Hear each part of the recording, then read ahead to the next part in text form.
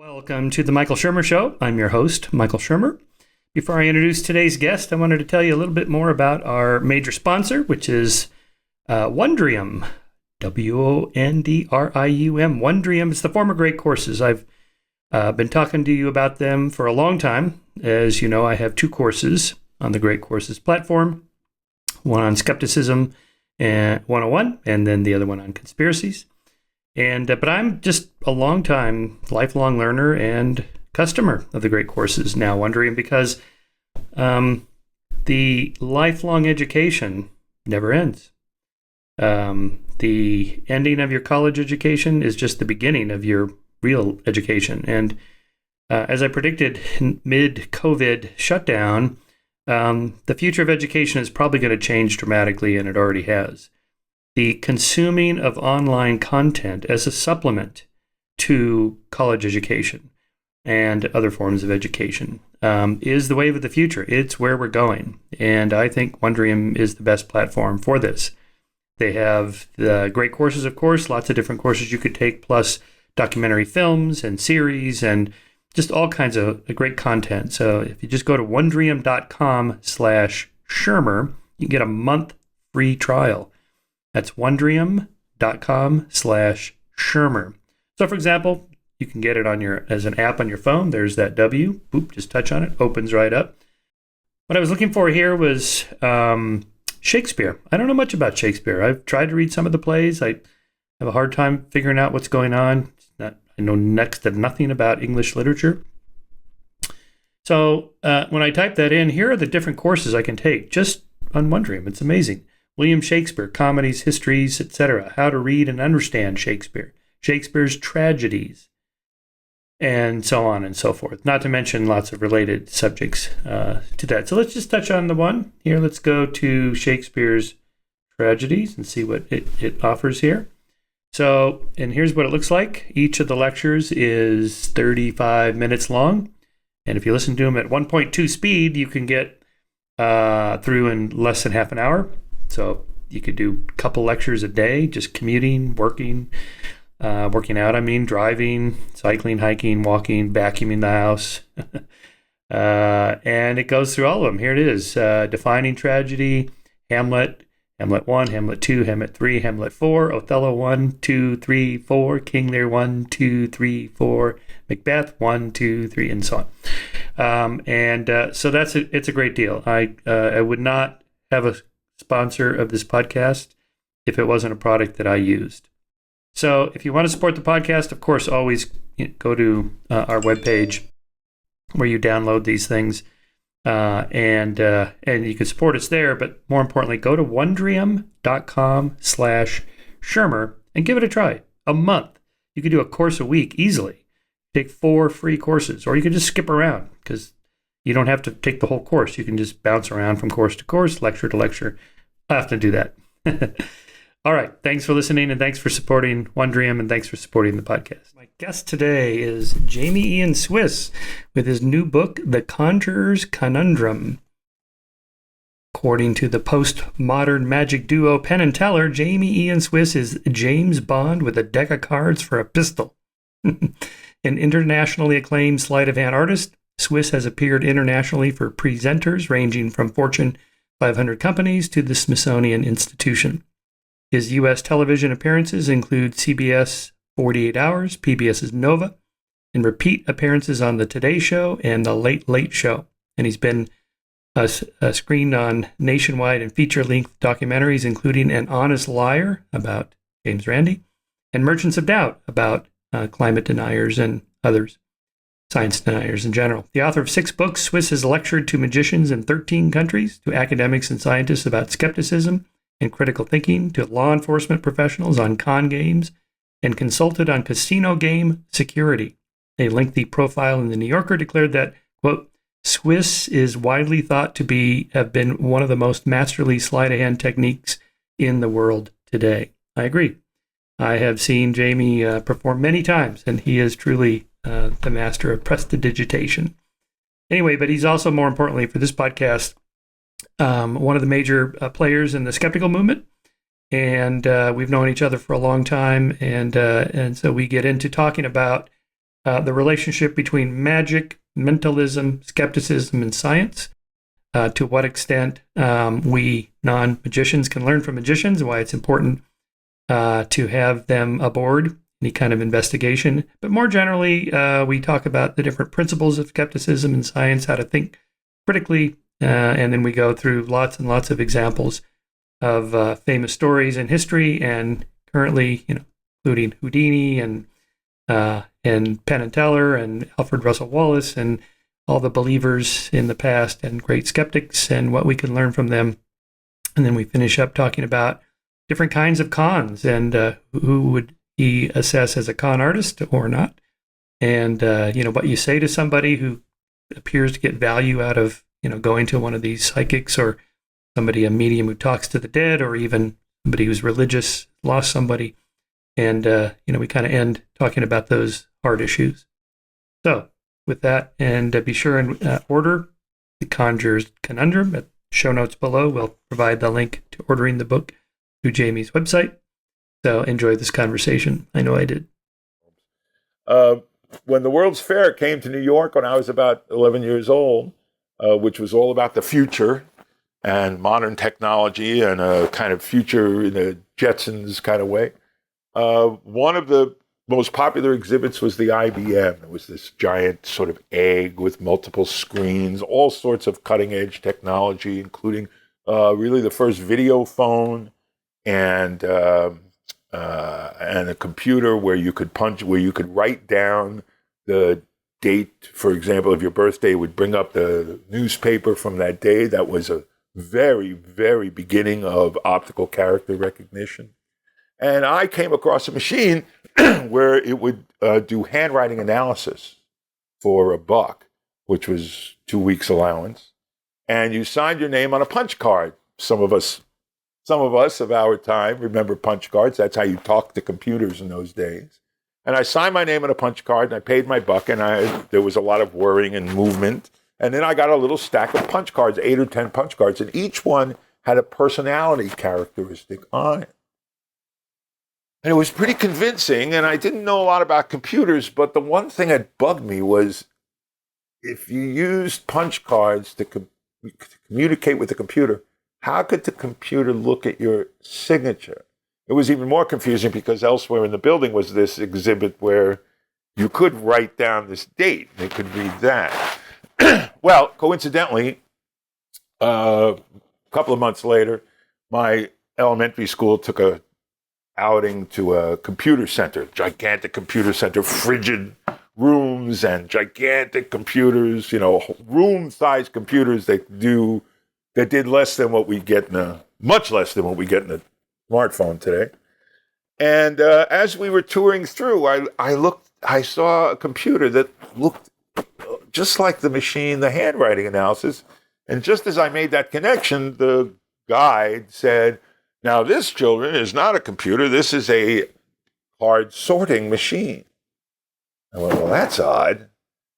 And now I became obsessed with going back to the IBM and seeing if that's what I had seen, because I had the feeling I had been scammed out of 2 weeks of my allowance. And when we went back to the fair, I pressured my parents, and they really didn't want to go back because you had to wait for hours on lines, and we'd already been to that, but I really hammered them. I wasn't going to let go. And eventually they gave in to me, and I got to that machine, and there it was. It was clear as day now, having recently seen this sorting machine. This is not a computer. It couldn't do anything. Now, I didn't yet know that graphology was a pseudoscience. I didn't yet know about the Forer effect or the Barnum effect, because actually what was printed on the cards was the universal code reading statements. You're sociable, you like people, but sometimes you prefer to be alone. But that's what they were doing. And I didn't learn about all that until later, but I was very satisfied that I had sort of done my own Houdini and busted a scam.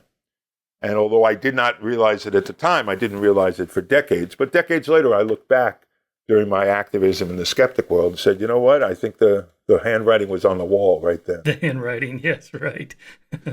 For those that are not familiar with this idea of handwriting analysis, where people look at the slant of the letters or the impression of the pen, and this is supposed to express your extroversion or your assertiveness or whatever, which is all bullshit because, with the Barnum and effect. I had an uncle who dabbled in that. Oh, really? Right. I had an uncle who dabbled in it as a hobby and demonstrated it for me also in my early adolescence. And I wasn't sure. It wasn't until later that I discovered concretely that it was pure pseudoscience, no different than astrology or now, was he a believer? Any of these other things. He was. He was a religious man. He was a brilliant man, but also a religious man. And I think at the time, yes, he probably believed it. Well, of course, the famous story about our friend Ray Hyman that Ray often tells, a great psychologist and parapsychologist and skeptic. And when he was in college, he wasn't sure if he was going to go into psychology or become a professional mentalist. And he had the experience. He got interested in palm reading. Again, the same thing. He got interested in palm reading, and he was struck by he got all this feedback from people saying how incredibly accurate it was. And he mentioned this to a professor after a while, and the professor, in a kind of, watershed moment for Ray, said, okay, why don't you try this? Next weekend when you go out and you're doing this, why don't you reverse all the readings? Whatever whatever the books tell you that a certain line is supposed to indicate a certain thing, say the opposite and see what happens. You run a little experiment.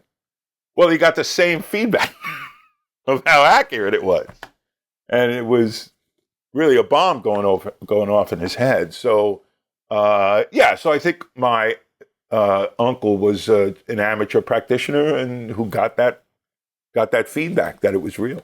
Yeah, it's something I want to talk about maybe a little bit later in the conversation about to what extent people come to believe their own, powers or magic or something, to the extent they get reinforced, like, oh, wow, you're really good. That completely nails me. And maybe case of not in the case of Ray, but others, they start off as it's just magic, it's just fun. And then they get enough positive feedback and they think, I wonder if I actually can do this. Maybe there is something to this. And then they become believers themselves. I think it's it may be particularly true. None of these people tell us the truth, so we can't. They may not even know firsthand. But I think this. I was about to say, I think this may be particularly true, not so much of a magician or mentalist who becomes convinced they have some ability, although that does happen, but in terms of even in terms of deliberately conniving, talk to the dead mediums, for example. Okay? We can't know for sure what's going on in John Edwards' head. He might actually be completely sincere. It seems unlikely, but it's quite likely that even if he is not sincere and knows that he is faking it or faking a lot of it in his own mind, the feedback he gets is so extreme because he's in a bubble of believers and supporters. I think he probably believes that he's helping people. And part of that, and he's not, of course, he's a predator. He's actually a terribly destructive force for people who are trying to process grief. He's doing the worst possible things for people who are grieving because he keeps them in their grief and doesn't help them to move on. But he gets that feedback. And of course, to some degree, he's a sociopath. Most of those people are. They're preying on people who are they're victims. They're not clients. They're victims. But no villain, as we know, no villain ever looks in the mirror and sees a villain. That only happens in the movies. And it happens in the movies to make us all feel safe, that villains are, can be identified readily or self-identified. Dr. Evil. Hannibal Lecter actually makes us feel safe. Yeah, Dr. Evil, exactly. But in reality, because of cognitive dissonance, the mechanisms of cognitive dissonance, no one looks in the mirror and sees a bad person. Even a true unarguable sociopath like Uri Geller has some justifications going on in his mind that he's doing somebody some good. Probably.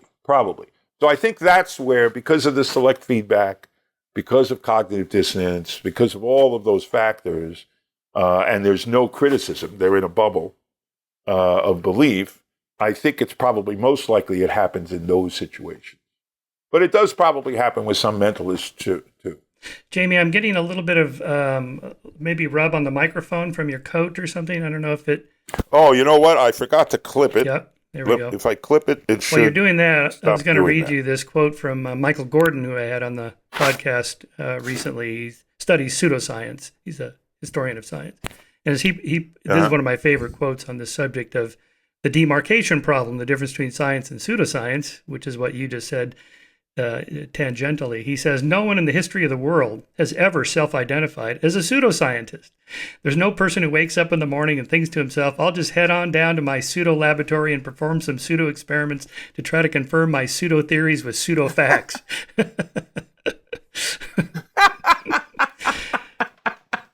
That's great. Yeah, absolutely true. It's exactly the same point. It's exactly right. And that feeds into something that I talk about in the book and that I talk about often to skeptics, which is that skeptics often think that believers in pseudosciences lack evidence. And that's never true. Everybody believes they have evidence for what they believe. The question is, and what, of course, as we as skeptics have long concerned ourselves with, what qualifies as good evidence? How do you define good evidence? And that's where the problem is. It's not a lack of evidence. It's a lack of good evidence and a misunderstanding of the difference. I was just finishing up my next book on conspiracies and conspiracy theories, writing about Trump and how unusual his conspiracism is, because every other conspiracist has arguments. The flat earthers have arguments. I mean, all the JFK people, they will just send you reams of papers and books and bullet traces, right. And they have this argument and that. The difference about Trump is he just says, well, people are saying. What people? People, lots of people. Is there any evidence? No. This one seems a little different in that sense. Normally, there's some argument based on evidence like that. It's an interesting observation in terms of his tactics. I mean, his tactic is the big lie. That's his tactic, and that's an ancient tactic, and you don't have to use arguments or evidence if all you're doing is lying and repeating it. But his lies, most lies serve a purpose. Like, I want to cover up the embezzlement or the affair that I had or whatever. His lies seem to often gain him nothing. He just does it to see if the people will go along with it. That's true. That's interesting, and I wonder if it betrays a kind of arrogance. I mean, everybody, Dunning-Kruger became the watchword under Trump. All of a sudden, people who never knew what it was, everybody's talking about it every day. And maybe it's a kind of self-supporting arrogance of, oh, look how easy it is for me to fool people. When you think the universe is dishonest, and the way to function in it is to be the best of the dishonest, the more dishonest than others. And I think his worldview is something like that. Maybe it's just a constant demonstration of sorts to himself. Oh, look how smart I am, and look how stupid they are for believing it.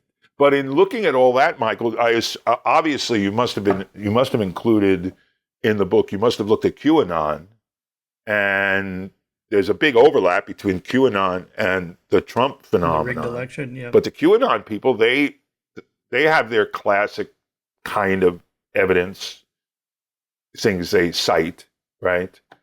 So, but this gets even if he wasn't offering this question of belief, what does it mean to believe something? Now, we know one guy for sure believed that there was a pedophile ring at a pizzeria in Washington, D.C., because he went there with his gun. Because that's what you would do. If you thought there was a crime going on, nobody's doing anything about it, I'm going down there, right? But a lot of people, they just left like a 1-star review of the pizza, which wasn't very good or whatever, because they thought there was a pedophile ring. They can't possibly have actually believed that. Or here's an analogy I make. If you sat down one-on-one privately, unrecorded with Ted Cruz and said, Ted, do you actually think there's a satanic pedophile ring out of a pizzeria run by Hillary? He's got to say, well, no, of course not. There's kind of a deeper truth. Like, I don't trust Democrats. I hate Hillary. These are the bad people. They're evil. Maybe QAnon's not true, but the broader truth is that this thing is bad. What do you think about that? I wonder if that's always true. I'm not sure, because it's been said, for example, that religious Christians who believe in hell and damnation, that if they really believed it, instead of picketing abortion clinics, wouldn't they be out just desperately trying to save people, to convince people and save people based on their truth rather than attacking people, right? If you really believed it, if you really believed that you're going to heaven and the people around you who don't see it are going to eternal hell and damnation, wouldn't you put all your efforts into changing that? Now, I think that's a valid question, but I'm not convinced that because that's not what they're doing. Well, evangelicals do that. That's kind of what it means to believe what they say they believe. What it means to be an evangelical is you're supposed to go out and evangelize, although most Christians don't do that. Maybe it's because it's uncomfortable or it's... Well, and the evangelicals showed their true selves under Trump. Yeah, so yeah, right. But what I'm getting at, Jamy... the Catholic... Let's say you encounter somebody who believes in the paranormal. And you say, well, what's your evidence? They go, well, Uri Geller, look, he bends these spoons without touching the spoons. He does it with his mind. And you go, no, here's how that's done. And they may go, oh, okay, all right. Well, not Geller. He just is a stand-in for, this other big thing is out there. The paranormal is real. Maybe this is not the example, but there's other examples that you can't explain. Therefore, I'm hanging on to this larger belief. Right. And this is the other important lesson I'm always offering to skeptics, which is skeptics very often think, well, if we just present the evidence, if we just show people the evidence that astrology is readily testable and frequently tested and easily disproved, people will change their belief in astrology. But that's not true, and the reason that people get upset when you show them that evidence is not because you're rattling their belief in astrology, it's because you're undermining their worldview. And all of these beliefs are set in worldview. And even though the right is notorious for decades for anti-science, comes evolution and all of that, we also know, we see more recently, particular kinds of anti-science that come from the left, the whole GMO phenomenon and this kind of thing. What's all that about? It's about worldview that shapes what you believe, and everything tumbles from that, not the other way around. We don't really build our belief system based on rational choice and evidence. Yeah, because for example, the right is skeptical of global warming, but people that believe in global warming or don't believe in global warming, they don't really know the science very well at all. What they're doing is socially signaling, I'm a member of this team, or I don't trust scientific authorities when they violate my central core beliefs about free markets or whatever. Or in the case of GMOs, it'd be the opposite direction. I don't trust big corporations like Monsanto that make a profit on food. That's what I'm against. Even if you show, well, the EU did these studies on GMOs to show that they're perfectly healthy. I don't care about that. I don't like big corporations. That's what I'm against. So now we're tapping into a... I certainly agree with that. However, at the same time, there are worldviews that are fundamentally anti-science and worldviews that embrace the idea of science. We're not, every time we walk in to the drugstore and buy a medication that's prescribed by our doctor, we're not reading the studies, but we are trusting the process, and we're trusting the process out of a rational worldview, right? So the fact that someone hasn't read or is not completely fluid in the science of climate change does not in and of itself undermine their belief in human-driven climate change, right? Because it has to do with sources. And that's the real thing about skepticism in all of this, as you and I both know and constantly preach. It's all about sources. I have teenage sons, and I can't tell you how many repeated times, constantly, they're in the back of the car. Hey, I heard this, I saw this story, I read this story about so-and-so, and I always interrupt them, and much to their annoyance, before the first sentence is done. Oh, what's the source? Did you check the source? Did you punch the source into mediabias.com? What's the source? Well, I don't remember. Well, tell me the source, and then tell me that. Go check the source on your phone, and then tell me the story, and I'll wait here. And to the extent that I ever debate anyone on Facebook, which I almost never do about anything other than pizza, my question is usually, if I'm going to raise any question, I'm just going to take the source, punch it into mediabias.com or the equivalent, and punch the source up and go, consider your source, right? Because in an age of information, what's needed is skills of selection above all. And that's what we should be teaching. Yeah, your sources. In school. All right, let's go back to you as a young magician, and you're working your way up. You're doing your 10,000 hours of practicing with cards and so on. But at some point, you also engage in activism of a sort. And so kind of walk us through that, and then in the history of that in the skeptical movement, the relationship between magicians and skeptics/scientists. I think I was inherently a skeptic. I was always a science buff, just consumed with science, natural history when I was young. And but I was radicalized in a way when in the 1970s, Uri Geller came on the scene, and it was obvious to me that Uri Geller was doing sleight-of-hand tricks to bend metal. But then I came upon a book by Randy, that the first version of which was entitled The Magic of Uri Geller. It's now known as The Truth About Uri Geller. I always loved that original title because it's just so succinctly Randy in a way. No, the original version was The Magic of Uri Geller, and then the later reprint from is The Truth About Uri Geller. I came upon that book, and a number of people, my colleagues of my generation, people like Banachek, will tell you the same story, although, of course, he was involved with Project Alpha when he was young, too. But I came upon The Magic of Uri Geller, and it wasn't a revelation to me that Geller was doing magic tricks. It was informative in terms of some of the methods, because even some magicians, notable magicians, were fooled by Geller at the start. Milburn Christopher famously suggested that Geller had some kind of chemicals on his fingers, which is a classic example of skeptics inventing solutions and explanations when they don't really have the knowledge. But what radicalized me was the connection that Randy made between this guy's magic tricks and the underlying impact and dangers of it.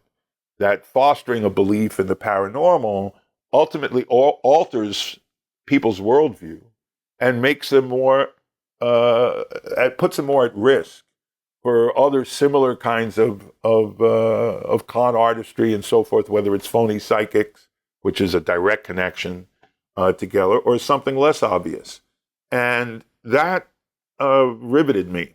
That altered my DNA it's like a little gateway bit. drug. If they believe in this silly little astrology thing, which seems harmless, what else are they going to believe? That's right. If you're paying to go to some seminar where a guy is bending spoons apparently with his mind, and you believe he's doing that, then where do we go next? So that really kind of altered my DNA about my worldview in a way, and to the point that I would go to try and promote the book. I would go to bookstores and say, "Do you have this book?" And if they didn't have it, I'd order a half a dozen copies because I knew they'd put some on the shelf. And then I'd take the 6 copies and I'd give them out to friends, and then I'd go to a different store and buy another half a dozen copies. And I'd known who Randy was since I was a young boy. I watched him in a famous children's show in New York, in the Northeast, called Wondrium when I was a kid.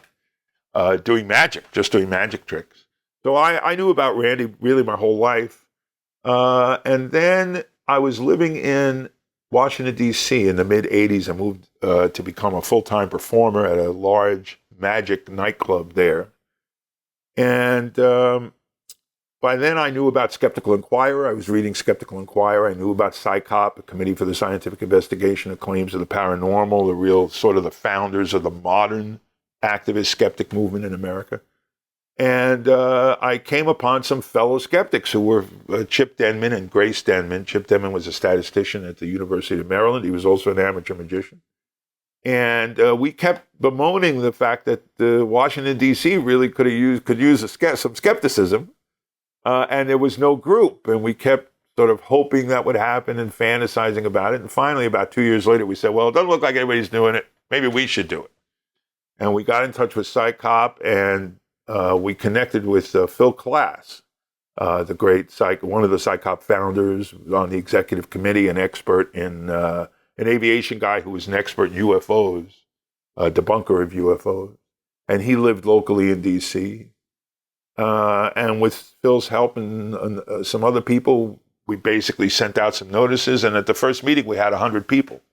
And the National Capital Area Skeptics, NCAS, is still in business today. That was 1987, I think. And NCAS is still in business today. And we were quickly pretty successful. So within a couple of years, we hosted the National PsyCop Conference in D.C. And that's when really my personal and professional relationship with Randy began. He was there. We put together a little session during one afternoon in a hotel conference room just for magicians.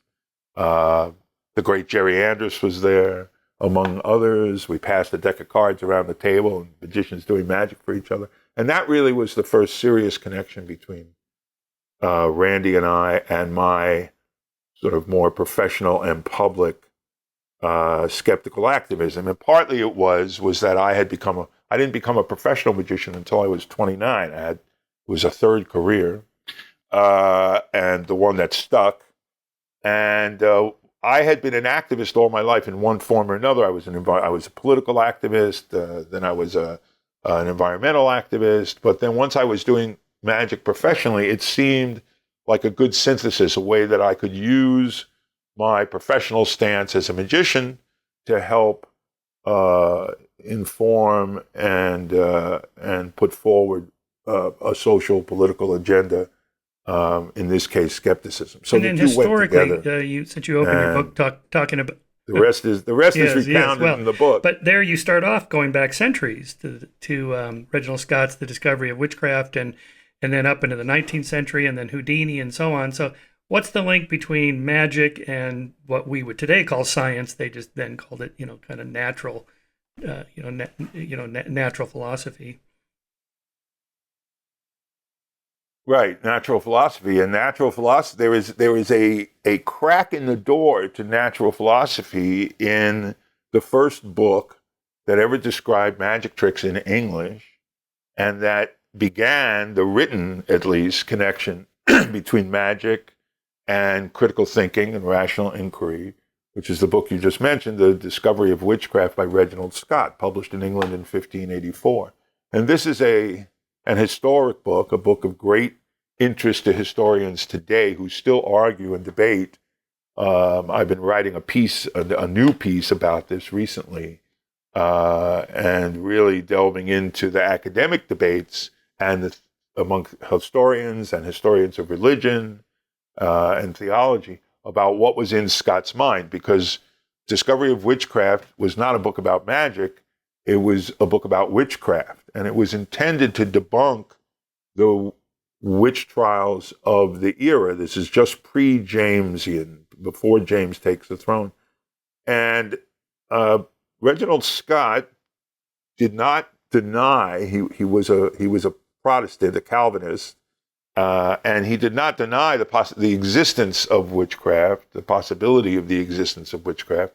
But what he was questioning was the evidence, the quality of the evidence that was being used in these trials. And he said, and he was also, I think he had a kind of social conscience, an early social conscience. He witnessed trials firsthand.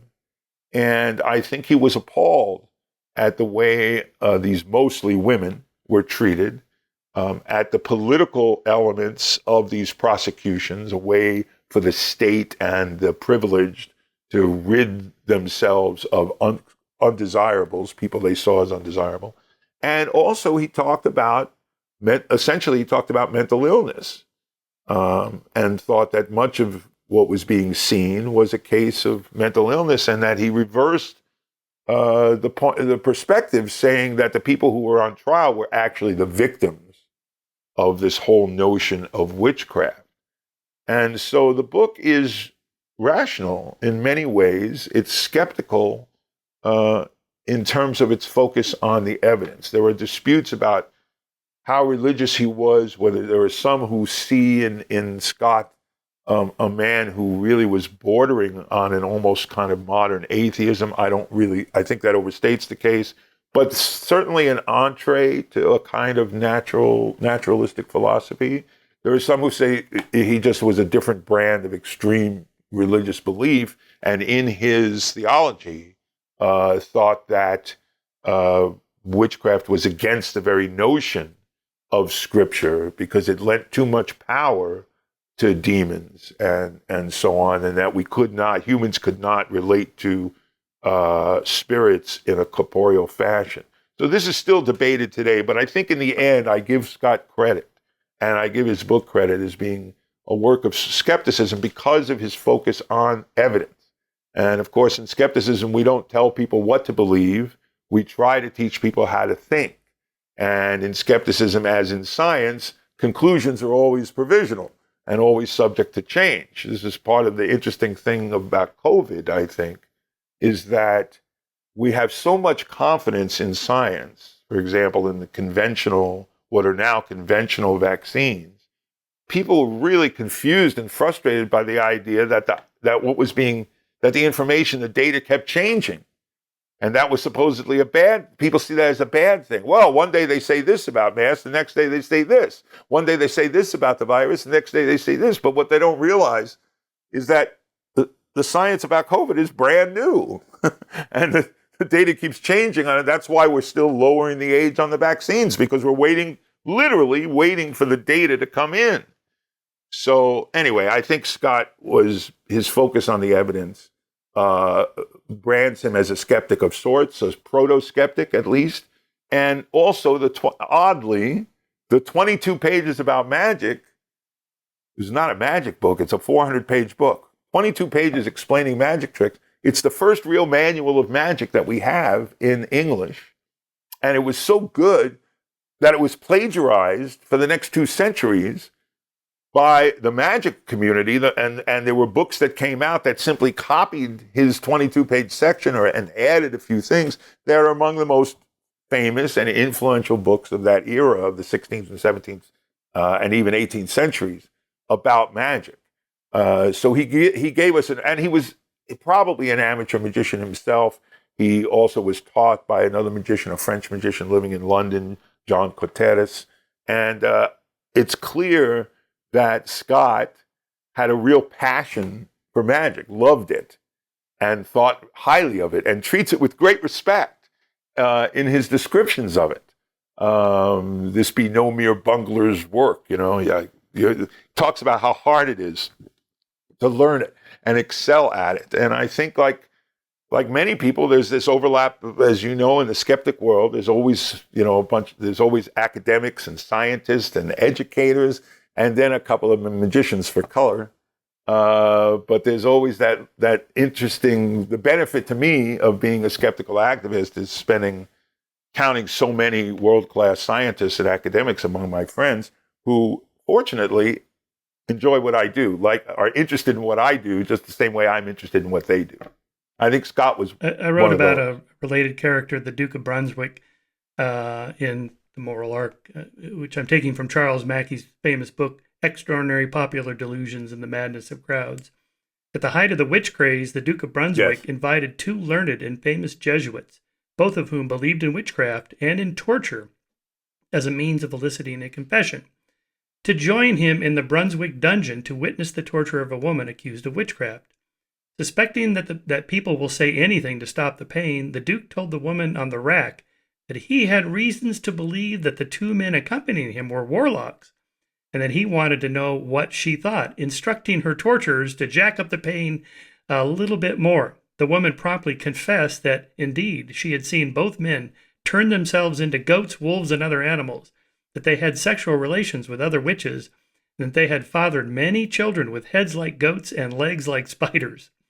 The Duke of Brunswick led his astounded friends away, Mackey narrates. This was convincing proof to both of them that thousands of persons had suffered unjustly. They knew their own innocence and shuddered to think what their fate might have been if an enemy, instead of a friend, had put such a confession into the mouth of a criminal. And this eventually led to the abolishment of the witch trials, not because scientists proved there's no witches. They all believed in witches. They just said, this is crappy evidence for convicting somebody. So at least it was a step in the right direction legally.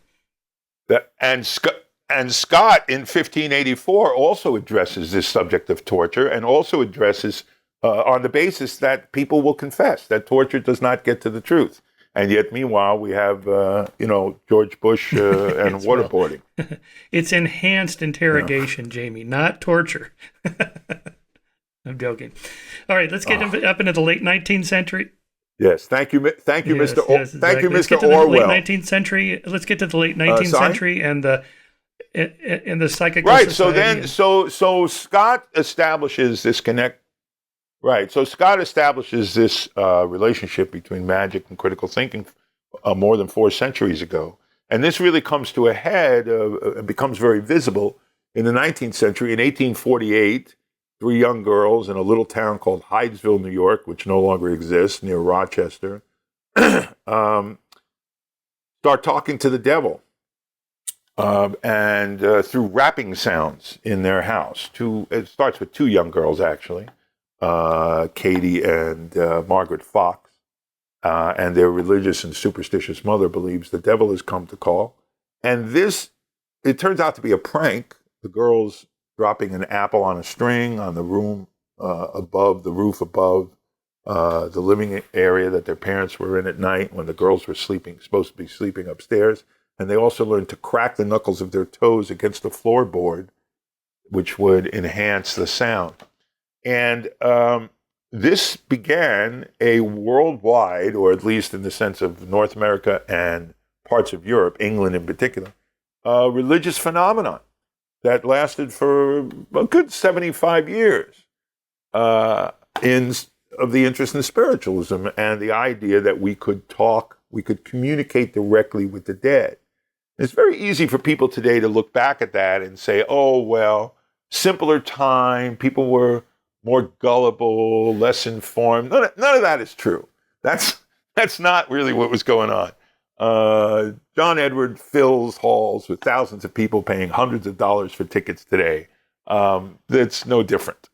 And more importantly, more significantly, especially at that time, as I discuss in detail in the book, is the history of scientists, prominent scientists, leaders of their time, people who made scientific breakthroughs that still impact our world today, but who got caught up in believing in spiritualism. And part of there are many reasons for that, but one important thing to keep in mind is that in this new age of science, of the scientific revolution, and people being fascinated by science and its daily breakthroughs, people thought, oh, look, we can finally use this modern science to demonstrate the truth of religious beliefs in the afterlife. This was in the early days of spiritualism, this was a uniting. It was not a battle between 2 opposing fields. It was a uniting. And, not unlike Stephen Jay Gould's, magisteria, independent magisteria of faith and science being supposedly able to live side by side. You and I probably disagree with that. But that was part of the early motivation. And there was a tremendous amount of deception going on in the spirit seance room. And in the beginning, there was this rapping, but yes, 2 raps for yes, 3 for no, but it's very slow. Then they thought of a code. Oh, well, we recite the alphabet, and when the raps come, it tells you the letter, and we spell out the words and sentences. There are entire books of spirit dictation through that process. Try and imagine that. But, we didn't have MTV. Boy, that's a dated reference. I shouldn't be using that. We didn't have MSNBC and CNN. So, but then that was slow too. So now somebody invented, a guy named Henry Slade probably, invented slate writing, where the spirits wrote on slates. Amazing. Spirit writing appearing on slates. And they could write whole phrases and give information and so on. And then in the seance chamber, spirits began to walk amongst us. You could see them. They could perhaps even touch you. They could perhaps even have sex with you. And all of this happened as the seance chamber, which originally was fully lit by candlelight. The seance chamber coincidentally was getting darker and darker and darker. Odd about that. And Houdini and other magicians began to expose this because often by lighting a match at the most inopportune moment, and suddenly there's the medium with what's called a reaching stick, and the moving tambourines and bells are hanging on the edge of a stick, and they have escaped their bindings because they would rope the spirit mediums to the chair, or they would touch their hands and feet to the hands and feet of the sitters around them to prove that they could not be doing it. But they had all of these methods to secretly get out of that. And Houdini's escape act, as Ken Silverman points out in the wonderful Houdini biography, Ken Silverman points out that Houdini basically secularized the methods of the mediums and made that into his escape act, that he could get out of ropes or any other kinds of confines. So magicians were really key in battling not just belief in spiritualism, but especially in the practice of these con artists, professional con artists, who were deceiving the public and deceiving scientists too, in the age of spiritualism. So that's really when magic and skepticism just absolutely become integrated. They become one in the public eye. And that's again, spiritualism begins 1848, and Houdini became particularly active in this by almost a little before the turn of the century, remained active in it throughout the latter part of his life. He died in 26, a young man, actually. And in his final touring show, it was in 3 parts, one part about escapes, one part about magic and illusions, and one part exposing spiritualist methods on stage. He actually did tours just lecturing, doing lecture dems about that without even shows. And he was, very importantly, he was involved, the Scientific American magazine created the first committee on psychical research that really birthed the notion of parapsychology as an alleged science. And Houdini took part in those tests. And in particular, they were testing mediums, and they were offering cash prizes for someone who could demonstrate a genuine ability. And then Houdini offered a personal cash prize for anyone who could demonstrate a paranormal ability that he could not duplicate. And this becomes inspiration 50 years later, 50 years after Houdini's death, for Randy's initial offering of a personal prize carrying a $10,000 check for anybody who could demonstrate a paranormal ability under mutually agreed upon test conditions, which became the foundation of the $1 Million Challenge, which I and a number of other colleagues at the James Randi Educational Foundation, I helped administer for years. And that eventually became funded as a $1 million prize.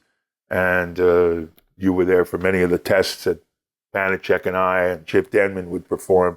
So let's address one of these characters, Alfred Russel Wallace. You mentioned in the book. I wrote a biography of Wallace, and I have a whole chapter called "The Scientist Among the Spiritualists." And here is his rationalization for it: that first of all, he read Hume, and that we should proportion our confidence and acclaim to the evidence for it. And he, famously said, that I don't believe in miracles because it's far more likely that people are misremembering or misperceiving or exaggerating than that somebody actually rose from the dead, because it would violate the laws of nature. So Wallace says, well, no, actually, I'm not claiming any of these paranormal things are supernatural. They're just part of the natural world that we don't understand yet. So he actually writes, a century ago, a telegram from 3,000 miles distance or a photograph taken in 5 seconds would not have been believed possible and would not have been credited on testimony except by the ignorant and superstitious who believed in miracles. And then he concludes, it's possible that intelligent beings may exist capable of acting on matter, though they themselves unrecognizable directly to our senses. And he, in part, came to this conclusion by going to some of these seances. I'll show you an actual drawing he made of his own participation in one of these seances where he actually diagrams the room. And then there's a little AW here somewhere. I think it's over here. AW, Alfred Wallace.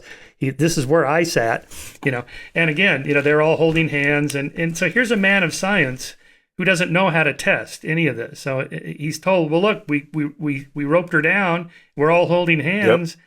Okay, to him, it's like, well, this is pretty good. And then he got involved in the slate writing. He actually saw some of these slate writings. Mm-hmm. These are the slates that you mentioned. Yep. This was in the Slade trial, in which it was exposed how he did it. Right. Yeah, in England. But Wallace's response is, okay, so there's some cheating going on. But what I'm talking about here is, these other things we can't explain, right? Right, exactly. Right. And that's the problem. And then he was very impressed. I have to read you this really funny story here. His sister was totally into this, and when I was researching this biography, I came upon a copy of a little booklet that Wallace himself wrote called The Scientific Aspect of the Supernatural. Okay, so that's his little booklet. And there's a copy of that booklet that his sister had. And so on the inside, she hand wrote a little note, which I'm going to read you here. So this is what she writes in her copy of her brother, Alfred Russel Wallace's book, The Scientific Aspects of the Supernatural. This book was written by my brother, Alfred, and with 24 others' copies, was laying on the table. They had been there 4 days, and I had not had time to give them away. One morning, I had been sitting at my table writing and left the room for a few minutes. When I returned, the paper parcel was opened and the books laying on chairs and tables in every direction. I immediately called my friend, the medium, and told her of it. Okay, so she's really into this, right? And then she said to write out what is the meaning of this, though I can guess they are to be distributed and not lay here idle. Yes, yes, by Knox then was rapped out this sentence. One for my sister Frances, I have marked it. Upon this, I opened one of the books and looked through the leaves and soon found marks with red crayon, which I had on my table.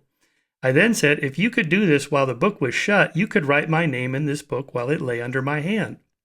In a few minutes, I opened the book and found Frances Wallace written. I said, now, dear spirit, write my marriage name. I shut the book and in 2 minutes opened it again, and the second name was written Frances Sims, December 1866. So, so Wallace hears this and goes, oh my God, that's evidence. Right. That's evidence. Yes. I have no idea how this was done. The fact that she has a medium friend that she calls over and the medium friend is presumably there in the room and then she leaves for a few minutes. And, this is when the deed is done. And also we always have to consider, when people bring these their own personal paranormal experience to us, we always have to remember that there's a distinct possibility it didn't happen. Not because people are lying about it, but because they are reporting their perception of something. That, listen, every time you see a magic trick that fools you, that means whatever your reporting is of the experience is not what happened. Right? Because the illusion only happens here up in your head. It didn't actually happen on the table. Right? So if you say... You mean if you ask me to recount it, I'm going to say Jamy never actually touched the spoon. Or even more specifically, Jamy waved his hand over a deck of cards and the card changed. Jamy made a coin disappear. He put a coin in his hand and it disappeared. That's your report because that's your experience. I worked very hard to make it that experience. But actually, that's not what happened, right? Jamy pretended to put the coin in his hand and made it look like it disappeared. But that's not how you report it. You report your perception of it. But if your report was accurate, it would describe the method, not the what we call the effect, right? Right. So but the serious implication of that is that when people come and say, "Well, I had this experience. How do you explain that?" I often say, I don't deny that was your experience. I wasn't there, and I can't report on exactly what happened. But the underlying premise of that is there's a good chance it didn't happen because people's recounting is of their perception and of their personal experience and not necessarily of what actually happened. And of course, what you're talking about with Wallace, what I talk about extensively in the book, is what Houdini's message was to the people on the Scientific American Committee and scientists in general in the age of spiritualism, which was, it takes one to catch one. That all the scientific and academic training in the world does not prepare you to be able to figure out a magic trick. Because as a magician, I don't get paid just to fool the dumb ones. I get paid to fool everybody, right? I get paid to fool, Nobel Prize winners, and I have many times. And so you don't have that, all the, scientists are studying a natural phenomenon. Natural phenomena is not deliberately deceptive. Might be superficially or inadvertently deceptive, camouflage and things like that evolve from natural selection, but not deliberately deceptive. You don't get a bunch of microbes calling a meeting on the slide and saying, hey, let's fool the big guy. So deception requires a very specific kind of expertise. And it's not just that any magician has that expertise either, by the way. As mentioned, magicians get fooled too. So this was Houdini's message, is that you need, if you're going to study something where there is a high risk of deception, then you need an expert in deception to look at it. And this is exactly what Randy was saying 50 years later, when people like Plutarch and Tara got taken in by Geller. And of course, in Project Alpha, that was really the whole point of Randy's, one of the three famous cases of Randy's great exposures in Project Alpha that Banachek was involved in when he was a teenager, involved two young magicians going in and fooling parapsychologists and doing magic tricks. Yeah, talk about that a little bit more. What did they do? So this is a really profoundly impactful case. It's still one that's argued about in terms of its impact. I just recently took part in a panel hosted by the the Science of Magic Association, SOMA. They have a great website, and they're doing a series of panels, webinar panels, about deception and science, magic and science. And I took part in a panel and was joined by several scientists, and there was discussion about the lasting impact of Project Alpha. And Project Alpha, with these two young magicians who went in, there was this big parapsychology study that had been funded, the McDonald Lab. And Randy tried to talk to the lab and said, I offer my services to help you create protocols to prevent deception. They didn't want to talk to him. They didn't want to hear it. So then he gets this idea of sending in these two young magicians and saying, see if you can fool them. But, he said, and this is one of the most important parts of the story to me, if they ever ask you directly, are you cheating? You must tell them the truth immediately. You must absolutely say yes. Well, this went on for over a year that nobody ever asked. And eventually, Randy blew the whole thing up at a press conference. And that's one of the issues that scientists argue with. You don't present science at a press conference. But this is a little bit different because they were not allowing him to lend his assistance and expertise. And so this was a way for him to put his expertise to work. And it's had a lasting impact because parapsychology, which continues today as a science of some sort, really is resistant to testing claimants for big physical effects. They don't really do it anymore because they've been embarrassed so many times by it. And I think that's something that they learned from Randi. Project Alpha, by the way, is really a really interesting event, and this is one of the cases where I'm willing to cite Wikipedia, because the Wikipedia account of Alpha is actually pretty good, and it's pretty dramatic what happened there, and again, it did have lasting effect. And a young magician.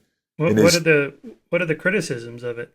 Well, there's a few things. Of course, there's the fact that it was represented at a press conference, and that the scientists, the parapsychologists, never put their final solid imprimatur on the two boys. But they were going for over a year looking at these guys and never saying, yeah, I think maybe you're doing a magic trick. So, it was kind of like enough was enough already. And so that's part of it. Part of it is that there was deception. They were deceiving these scientists, and that's essentially unethical. Well, and it's a valid point if a fellow scientist had been taking part in that and concealing all that. But, it's not unlike when Prophecy Fails, the famous early book about cognitive dissonance, where you could never do that today. It violates all the ethical constructs, the ethical rules of psychology and social science. You could never do it today, but we're kind of glad they did, aren't we? Right? We learned some things that weren't in theory firsthand that started the modern interest in cognitive dissonance. Yeah, in this case, though, I wanted to bring up this argument from ignorance, or the argument from personal incredulity. If I can't figure it out, then it's got to be supernatural, paranormal, conspiratorial, or whatever. I wonder if it's actually easier for you to fool Nobel Prize winners and super smart, educated scientists, because they think, well, if I can't figure it out, then it has to be genuine magic or something like that. They're kind of an ego thing. Right. I don't know if it makes it easier to fool them, but it does make them subject to locking themselves, to protecting themselves from being debunked, from having their beliefs debunked. And I think that's what's going on in part of the spiritualist stories, the scientists being taken in by spiritualism, because they don't go to magicians. They didn't go to magicians and say, hey, can you help me out here? I'd like to see what you have to say about this. They didn't do that. And I tell a story in the book that really, I've never really gone on record, but the key parties are more or less gone now. I tell a story about our old longtime colleague, Paul Kurtz, who was one of the founders of PsyCop and a key mover and shaker in the birth of the modern skeptic movement and also in the humanist movement. And many years ago, at a national PsyCop conference, Kurtz invited the amazing, one man's opinion, Kreskin to appear and speak. Now, Kreskin is a professional mentalist. He's quite famous. He's quite fondly looked upon in much of the mentalist community. I'm less of a fan, having nothing to do with his performances. I watched him as I was growing up. I watched him on Johnny Carson countless times. But Kreskin is a guy who's played both sides of the fence. He doesn't go out and say, I'm a psychic, the way that somebody like Geller or John Edward does. But on the other hand, he uses a kind of doublespeak. Everything I do is real. What does that mean? And he also has gone so far over the years to do things like offer lucky lottery numbers and all sorts of just complete nonsense. If there's a buck in it or a TV camera in it. So he's an opportunist and a self-promoter, I think it's fair to say. And somehow he had managed to present himself to Kurtz as a fellow skeptic. And this had to do with the subject of hypnotism. To make a long story short, Kreskin, throughout his career, did what we call a hip act, known in the business as a hip act, which is an old carnival-style so-called hypnosis act. It's really an exercise in suggestion where you get people on stage and they cluck like a chicken and they think it's raining, or they can't move their hands, and all of this kind of thing.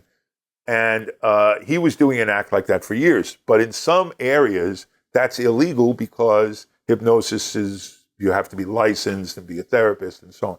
So in order to get around that, decades and decades and decades ago, Kreskin had the clever idea. He offered a prize, $50,000 or something, if anyone could prove that he was doing hypnosis or having people in a hypnotic trance, because he said he's not doing that. Well, the clever part of this, not only did it protect him from any kind of legal transactions, but there was no scientific definition. There was no laboratory demonstration or definition of what hypnosis was or what constituted a hypnotic trance. So he was totally safe. It's very clever in that regard. But somehow, when he pitched this to Kurtz, he pitched this as, see, I'm a skeptic of hypnotism. And on top of that, Kreskin's most famous trick is something where they would plant his paycheck somewhere in the theater secretly, and then a couple of people who knew it, he would have them come on the stage, and then he would, without talking to them about it, he would sort of lead them around the theater and eventually find the check. It could be folded up in somebody's shoe or something odd like that. It's an amazing thing. It looks like real mind reading. It's something called muscle reading. It's not easy to do, but it's a known method. It's been around since the 19th century at very least. And it looks like real mind reading if you don't know what it is. And I think that he probably demonstrated this for Kurtz, probably right in Paul's office or something. And Paul was badly fooled by it. And so one thing leads to another, and Kreskin is invited to speak at a Psychot conference. Well, I and some others like Ray Hyman were kind of outraged by this, to give him the blessing of the skeptic movement of Psychot. It's just kind of an outrage. And I confronted Kreskin in the actual talk. He kind of escaped from that. And then the next day, I confronted Paul about it and said, you shouldn't be putting this guy on the platform, and I'm not the only guy who says so. And why didn't you talk to any of the magicians about this? Why didn't you call Randy? Why didn't you call Ray Hyman to find out more about this guy? And at one point in the conversation, as I recount in the book, Paul says, well, I mean, it's true. I believe that 98% of what he's doing are his magic tricks. And my head exploded. 98%? What do you mean 98%? What, am I talking to Shirley MacLaine? That's exactly what I said. What do you mean 98%? But I know that the 2% had to be this muscle reading, because it's something that Paul had never seen. And so there's more to the story, but the point, the lesson to be learned is that Paul, for years being surrounded by brilliant magicians, Martin Gardner was one of the founders of Psychop. Psychop was really, the original Psychop is a bunch of magicians and one philosopher to do the paperwork. That's really, because you have Randy, you have Gardner, and you have Ray Hyman. They're all magicians. So even after years of being surrounded by that, I think Paul had a kind of intellectual arrogance. Oh, I know everything about this, and therefore, if I've come upon something I don't know, well, it must be real or some extraordinary mystery. And all he had to do was pick up the phone. Yeah, I'll tell you a funny story on a Scientific American cruise where I was one of the guest lecturers. We went through the Bermuda Triangle, and nothing happened, of course. Anyway, right. So at dinner, these are all pro-science people, and this guy next to me says, I'm a skeptic too. You've heard this line. But there was this one thing. This guy was bending spoons, and he wasn't doing it in the way I've seen Randy do it and so on. And as he's speaking, I realize exactly what he was looking at. And it was either you or Banachek who showed me how to do this, where you bend the spoon in a certain way, where the neck is twisted, where it would not be possible to twist it this way. There's this other move that I won't, show. Anyway, so as he's telling me the story, I take my spoon on the table next to me and I bring it down below and I do the move. And as he's finishing the story, I said, "Did it look anything like this?" And he's like, "Oh, fuck." And at that moment, he realized I had given up some of my scientific rationality because I couldn't understand how that was done. So you guys, Banachek, you, Randy, always made the point that if I show you 4 different ways to bend a spoon and some guy on a trip does it the 5th way that we didn't show you, you think, well, I know how it's done. but I don't know how this one was done. That's Therefore, this was exactly done right. paranormally. Yeah, and that's why skeptic magicians like Randy, myself, Banachek, and others were sometimes asked, well, if you don't want us to believe in this, why don't you just tell us how you do everything? I've been studying this my whole life, and I can't impart that expertise to you in a few moments of conversation. And if I tell you whatever methods I tell you, there are other methods available. And the example I like to use is another area that's of interest to me is the technology of cheating at cards, cheating at gambling. And I'm something of an expert on that. And if I show you, if a guy says to me, I play poker weekly with some friends, show me how to watch for dealing from the bottom. Now, I might give you a hint. Well, if you notice the top card's starting to get dusty. But if I give you the mechanics, if I explain to you the mechanics, here's how you secretly take the card from the bottom when it looks like you take a card from the top. Now he goes to the game and he says to his friends, I met this guy who showed me how to deal from the bottom. Now nobody can deal from the bottom. Well, the card cheat sitting in the chair next to him says, oh yeah, well, what did he show you? And he looks and he says to himself, well, now all I have to do is bottom deal in a different method that doesn't have that little thing that tells you that's what it is. And the cheaters, hustlers have a great term of art for this, a jargon term. They call this being half smart, because you're using that narrow piece of information against him, because that piece of information now gives him false confidence that makes it easier to cheat him. And yes, this is exactly what can happen in skepticism. Your story is a perfect example of that. And because the guy says, oh no, but it wasn't that thing I've seen Randy do. Yeah, well, we didn't show you every way to do it. Right. Another one of these methods that I think it was Banachek that showed, well, he does this thing where, pick a card, any card, put the card, and now bring the card up to your mind and your forehead, and then look at my palm. And then he stares at their eyes. And I've heard people afterwards saying, I think I was like drawing out the card with my eyes. Mm-hmm. Of course, that's not what's going on at all. But it was a clever way to kind of misdirect what the person might be thinking. Well, this is the way to make mentalism interesting. The way to make mentalism interesting, especially in the modern day, and particularly popularized by the great British mentalist Derren Brown, is to imply, either implicitly or explicitly, a kind of process. How is this happening? In the days of commercial entertainment, entertaining mentalism in the 50s and 60s, you didn't need a process. I just do it. I know how to foretell the future. Here's a demonstration. That doesn't work so much today. We have a different kind of false claim being made, which is the super kind of developed ability to read body language. That's a claim that in the modern milieu, psychological milieu, is very appealing. If you just outright say, I'm psychic, I have psychic powers, most people are not buying directly into that.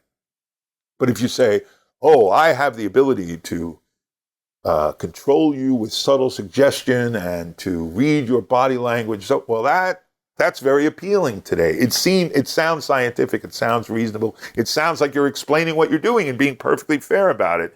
It also makes it more deceptive. And I do it in my own mentalism show. I have a piece that's just very much like that, where I have people recite the suits, where I recite the suits, clubs, hearts, spades, diamonds. I recite the numbers. I watch them.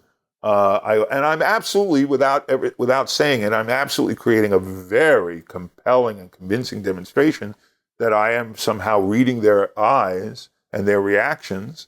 And I say at the beginning and especially at the end of my show very explicitly, I can't do anything I appeared to do here tonight. I can't do it. No one else can do it. I give my exact script for that in the book, as a matter of fact. Not all mentalists do that. I do it. But in the moment, to make it entertaining and engaging, and part of the thing I enjoy about mentalism is I'm really trying to create a kind of provocative art, if you will, for both believers and skeptics. Because for believers, I'm doing very convincing demonstrations of mind reading and then saying very clearly, this doesn't exist, I can't do it, nobody else can do it. But for skeptics, I'm also saying, even though neither one of us believe this is so convincing. If I wasn't telling you, how could you tell the difference?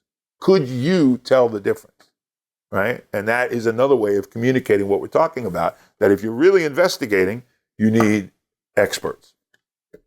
There seems to be a difference between mentalism and magic as well. So if you ask somebody who's impressed with a mentalism routine and they think, well, maybe there's something there. If you said, well, do you think Copperfield actually makes the Statue of Liberty disappear? Well, no, I know that's a trick. Right, okay. And do you think Penn and Teller actually catch bullets in their teeth? No, I know it's a trick. I don't know how it's done, but I know that's magic. But this guy, he was looking in my eyes, or he did this thing, and he figured out what I was thinking. I didn't even write it down. I just had the 4 of clubs in my head, and he got it. Somehow that seems different than making the Statue of Liberty disappear. It's unquestionably true, and it's interesting to speculate. I think there's a lot of different reasons for that. One reason is we just have better intuition about physics than we do about parapsychology. And so when an illusionist makes a woman levitate and then passes a hoop over, it is perfectly convincing. It is flawless in its evidence that she is floating. And yet, if, some psychic or religious reader said, look, here it is. It's evidence of my supernatural powers. Come follow me. Nobody's going. But yes, you're right. We have less intuition about parapsychology. We don't know what's possible, what isn't possible. We don't know how to think about it, and we don't have an intuitive sense of what the methods are. It works differently. We get this idea about physical conjuring. Something disappears, something's being hidden.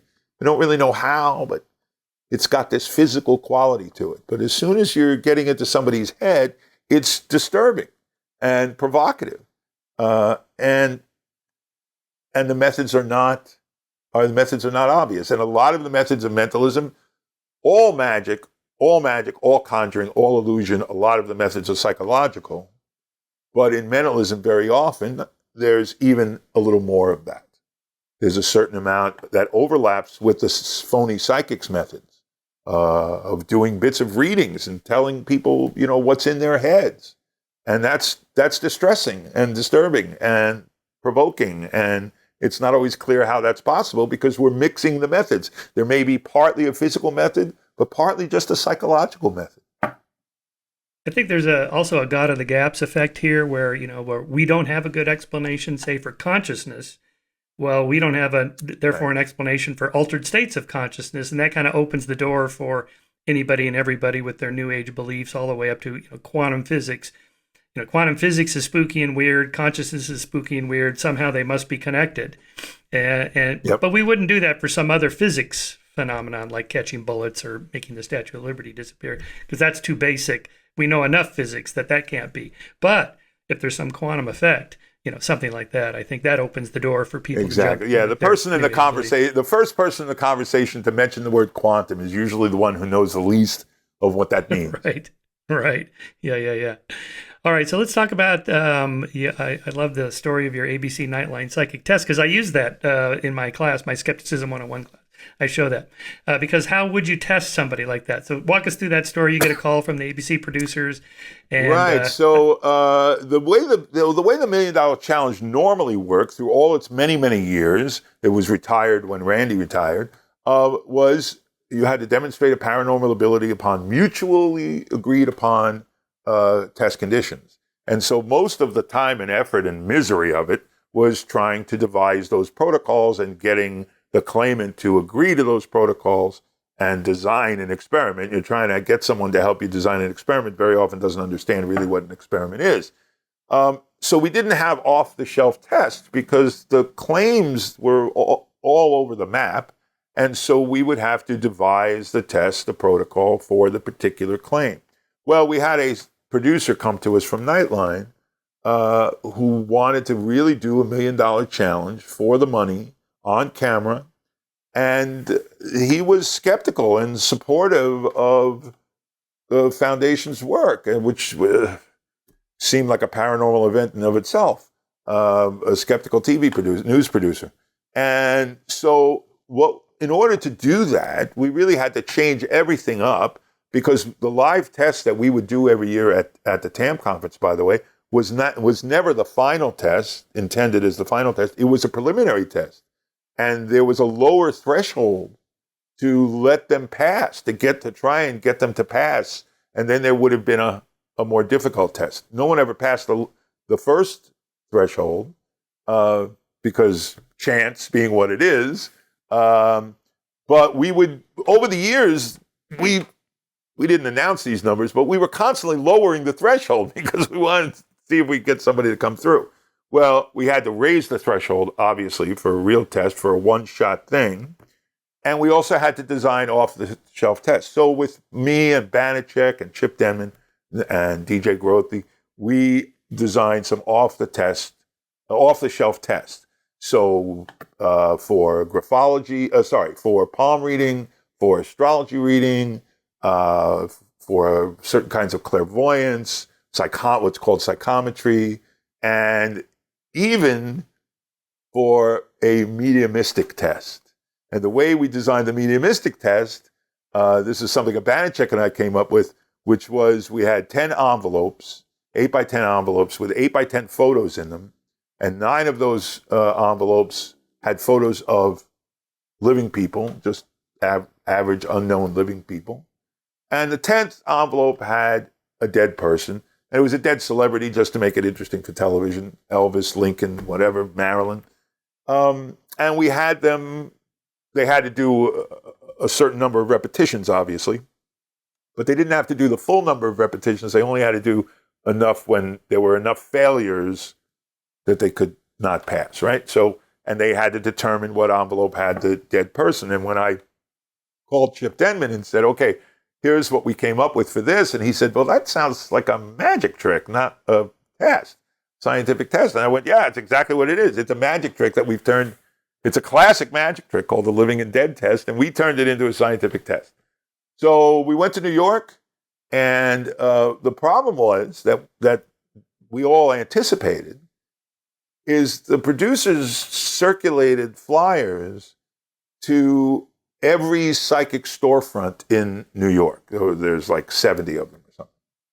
Well, we knew none of those psychics was going to show up because those psychic storefronts are a kind of organized crime connected substantially between New York and South Florida that are run by people in the Romany culture, commonly known as gypsies. And that doesn't define the entire Romany culture by any means. It is a subset, and it is a criminal subset of the Romany culture. But that's who controls that industry. And they're trained for it within the culture, and they are vicious con artists.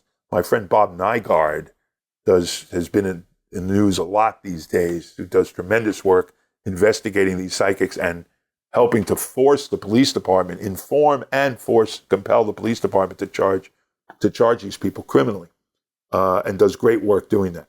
So we knew none of them would show up because people who are deliberate con artists are not who show up. And I discuss this at length in the book because people often think that for the $1 Million Challenge, people would come in and try and fool us. That didn't really happen. People who come in are people who are what we call, a term that goes back to spiritualism, shut-eyes, who are sincere believers. A classic example of this is dowsers, people who douse using a forked stick or bent hangers for water or minerals. Dowsers typically believe in their own abilities because it works by ideomotor response, which you are unaware. Even though you are actually moving the stick, you are unaware you are moving the stick. Pendulums work the same way. Ouija boards work the same way. So we call these people shut-eyes. So deliberate con artists don't show up because they're making plenty of money. They don't need to be exposed by a competent tester. So we didn't think anybody would show up, and we just tried to come up with enough interesting stuff that maybe we would get a segment anyway. But one of the psychic storefront people passed the flyer over to a New Age store, a crystal store, where the bulletin board was full of people who do psychic readings and and palmistry and astrology and mediumship, but it's a different market. They're all shut-eyes. They're all sincere believers. And that saved us, inadvertently saved us, and we got a bunch of applicants. And we designed these very careful tests, and it was one of the most, Banachek and I were just talking about this. I just did his podcast a few weeks ago, and we were just talking about it. It's one of the most stressful days of our lives. It was $1 million, in essence, in our hands that we were responsible for in these live How many tests. would they have? How many would they have to get right out of the 10 to pass the test? Well, I think we had it. I think I think it was set up for 12 trials, and they would have to do better than chance in the 12 trials. So 7 out of 12, something like that. It was basically set up something like that. So if it's 7, if that, as an example, if it's 7 out of 12, then once they fail 5 times, we're done. Right? We never had to go through the whole thing, but we had extremely strict protocols. And while Banachek was the front man on the camera, you only see me in the background with a clipboard. I had to double blind everything so that we had new sets of envelopes every time, for example, for the medium test. And that when I set out those envelopes, it was important that Banachek not know which was the hit envelope so that he couldn't inadvertently signal something that someone would pick up on. And I tell a funny favorite story of mine in the book about the very first test of the day. And we'd been up all night stuffing envelopes and setting up these protocols. And we had elaborate ideas about how to do the palm reading test, which is actually quite interesting how we designed that. We designed a test I think had never been done that way before. And it's the very first test. And a medium comes out, a very sincere guy, a really nice guy that we liked. He was like a Wall Street trader who was a medium part-time. And a really nice guy. And he, actually he was a later one. It was a different one. It was a woman, the first one. And she, points to the envelope. It's this one. This is the dead one. And okay, and they open it, and it was a hit. It was correct. And I saw, we couldn't react, but I saw the blood drain out of Banachek's face. Like, he just went white. And now we had to wait, because for each trial, now that was the first trial, now we had to escort her out of the room into a sealed area where she couldn't see anything. And then I would collect everything and change the envelopes and whatever. So she's escorted out, the door closes, and I start laughing hysterically. And Banachek is like, what the hell are you laughing at? I said, you should have seen the look on your face. And he said, yeah, all I could think of in the moment was, is this how it's going to be? And then, of course, she failed promptly after that. But that was the start of the day. It was a fascinating experience, and the video is available online. And it's a pretty good, I'll tell you, as those kinds, it's not perfect, because typically we filmed every one of them in advance. We asked them, do you think the test is fair? And what's your confidence? It's the same thing we did with the $1 Million Challenge every year. Do you think the test is fair? Do you think, how confident are you? And in each case, the test is totally fair. I'm absolutely confident I'm going to win $1 million. Then you interview them after. Oh, I don't think the test was fair. That's not really what I do.